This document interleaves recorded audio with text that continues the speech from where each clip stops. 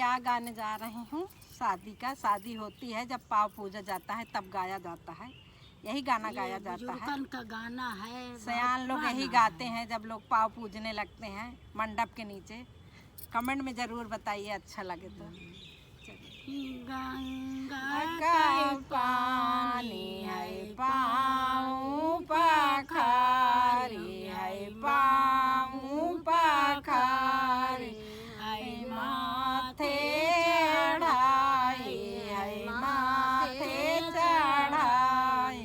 अब के कर दैया वदाना जगत महाजनी आयो।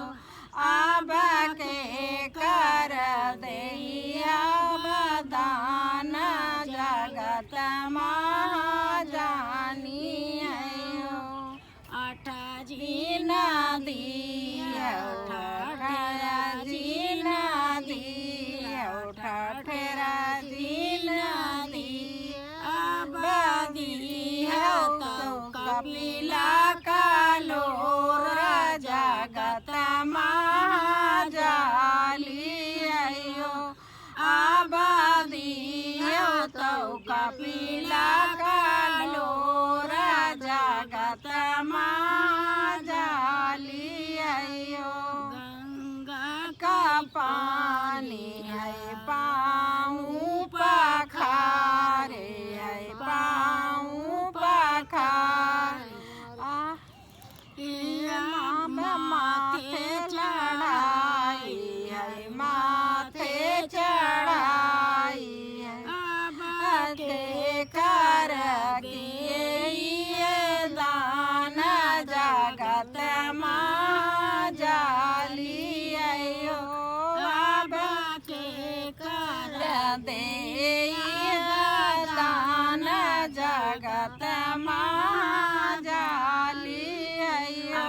जी नदी ठन जी नदी, ठन जी नदी।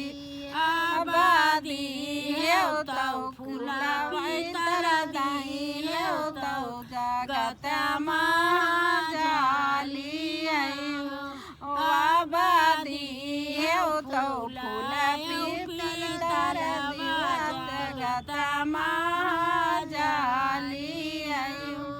गंगा का पानी पाँव पखारी है, माथे चढ़ाई है, माथे चढ़ाई। अब के कर दे दान जगत महाजाली आयो।